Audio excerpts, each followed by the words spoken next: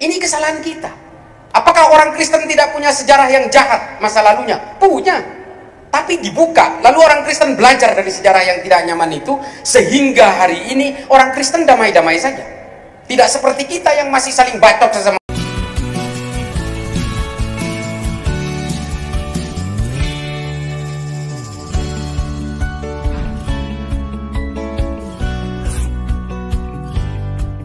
Shalom saudara yang dikasihi Tuhan Yesus.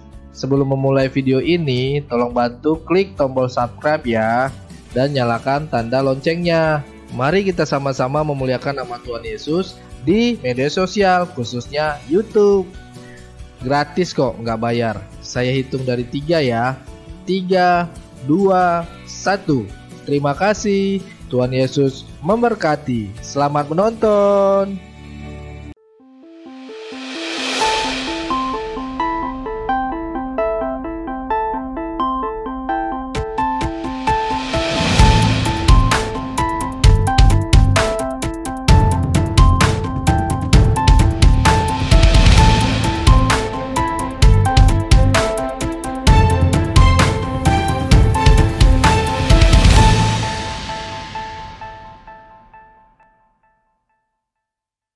Salam damai, sejahtera bagi kita semua kembali dengan saya di channel ini Gereja YouTube.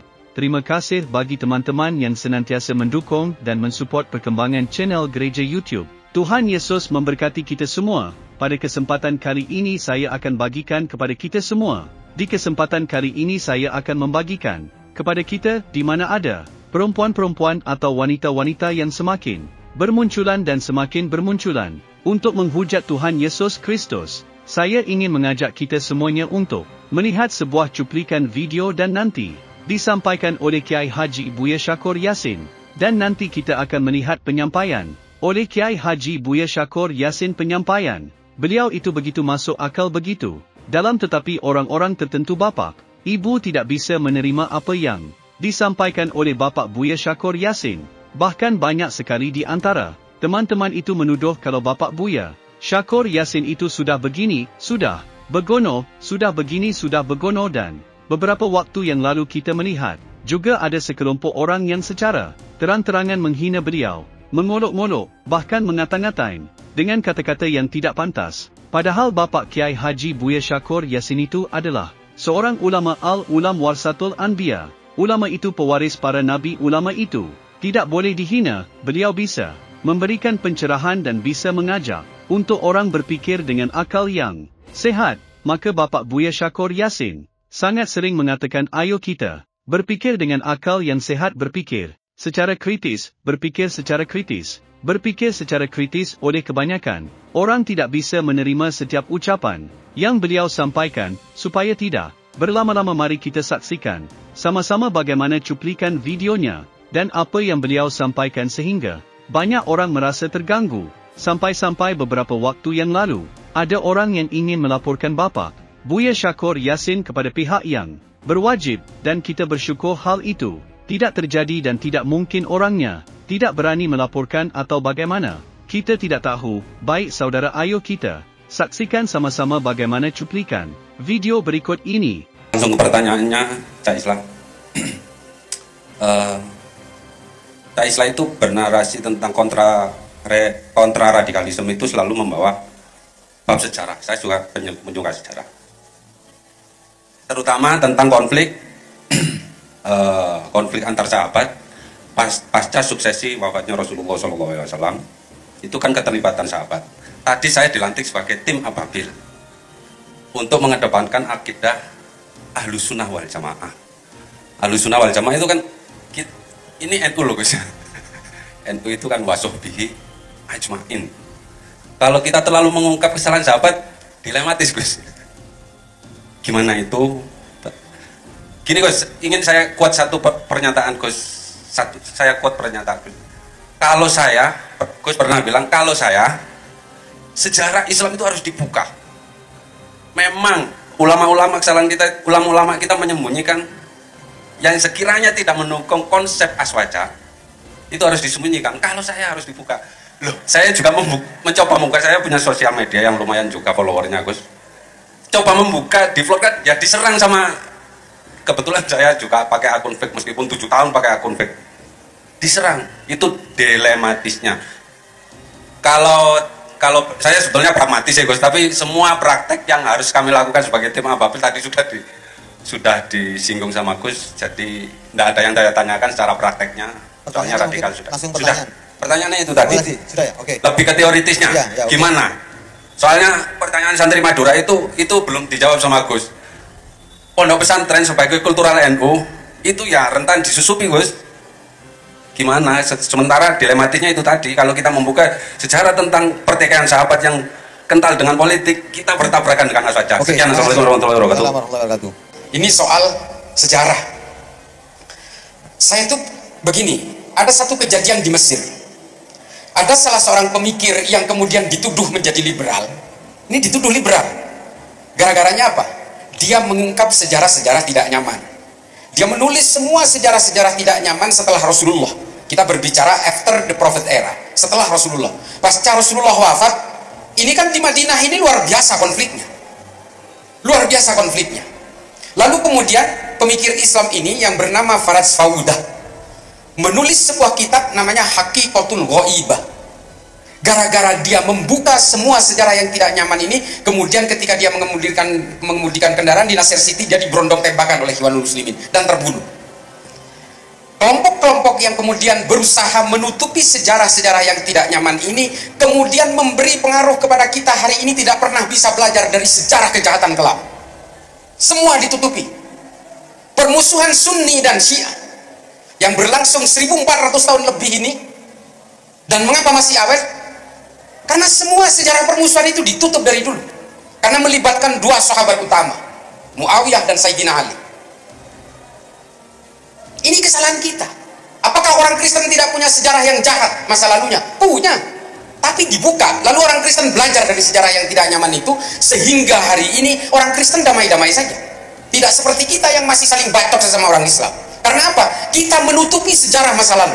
Soal penghormatan kita kepada para sahabat, kita meyakini itu, kita menghormati.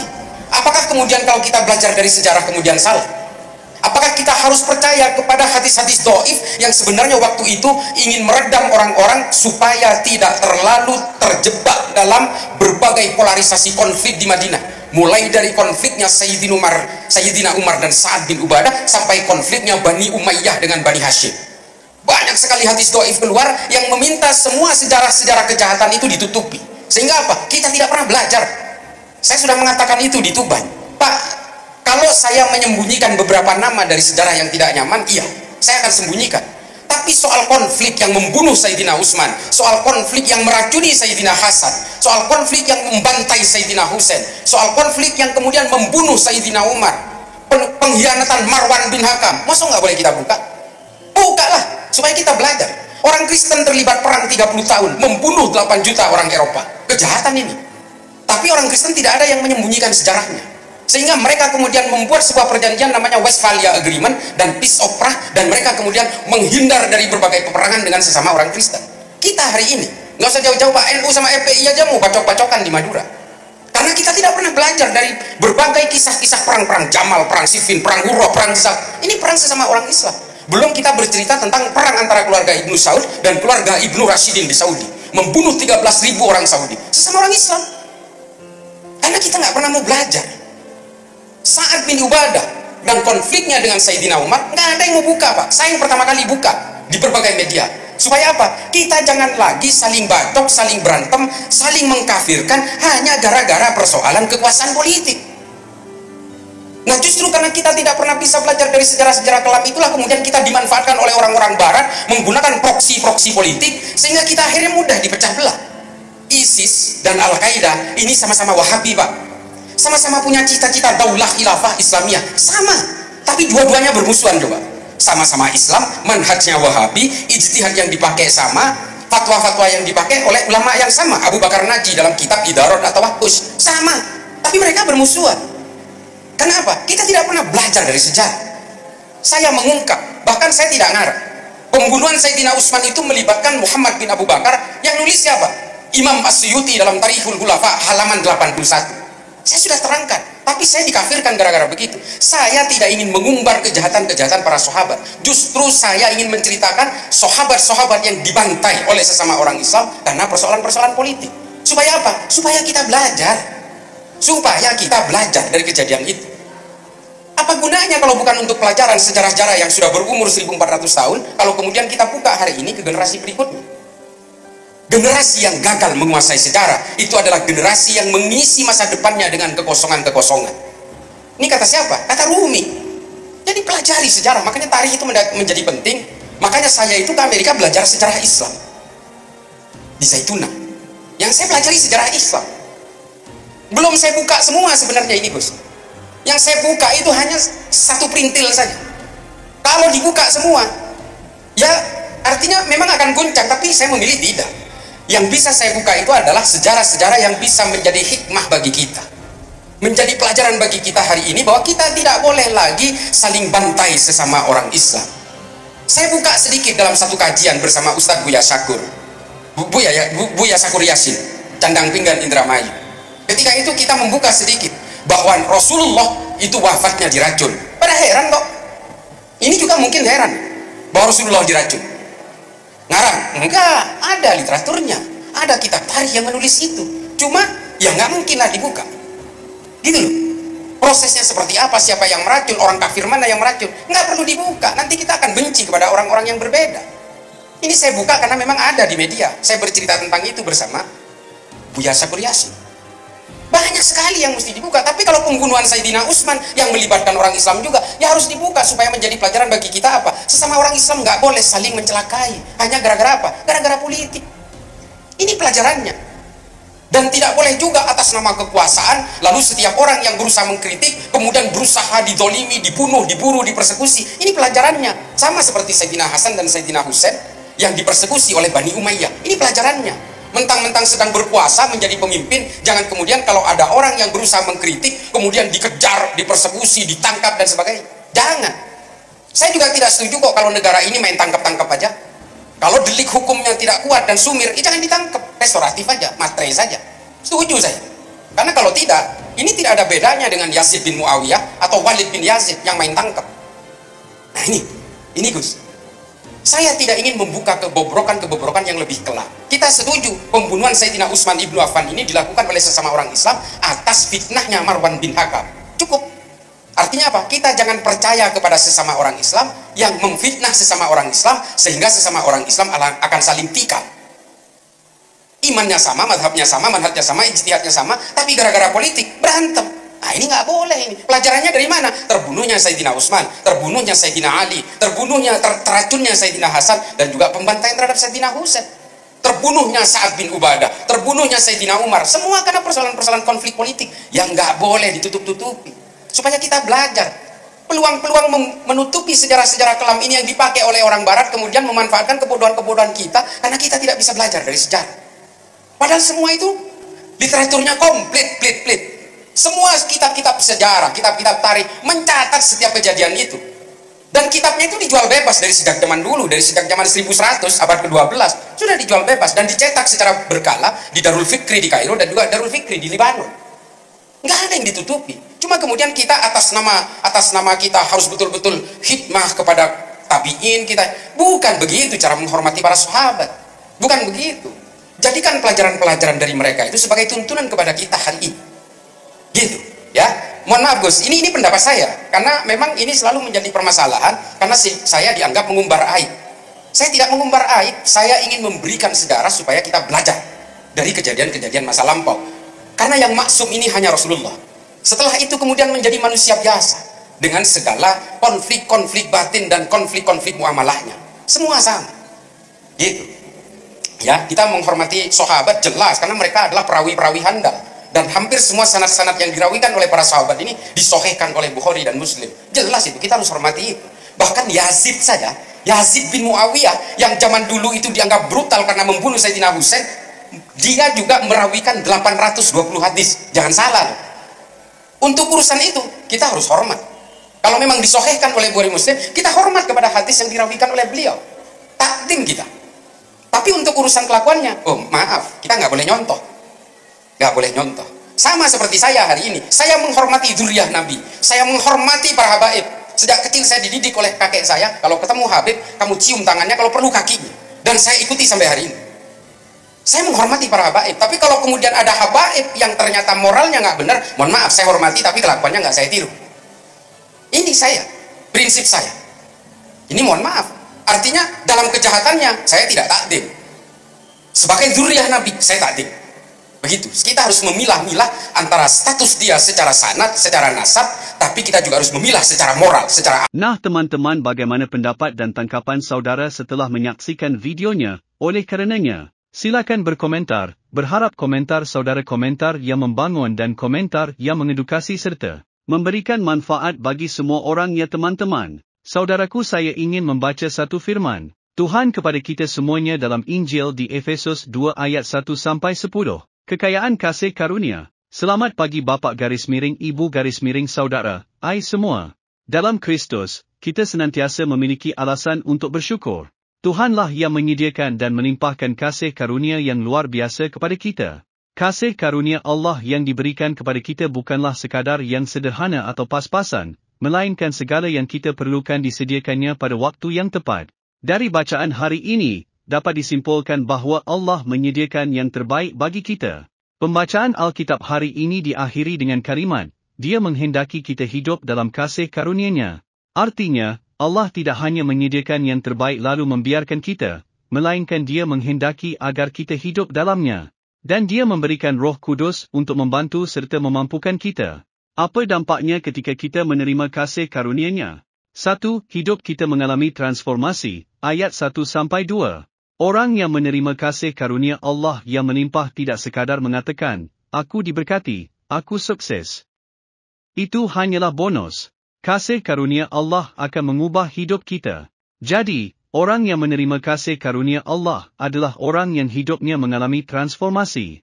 Saya ingin mengatakan bahawa mujizat terbesar yang kita terima bukanlah kesembuhan fisik, melainkan hidup kita yang berubah, dari arah yang menuju kebinasaan kini mengarah ke surga. 2. Kita dihidupkan bersama-sama dengan Kristus, ayat 4-5.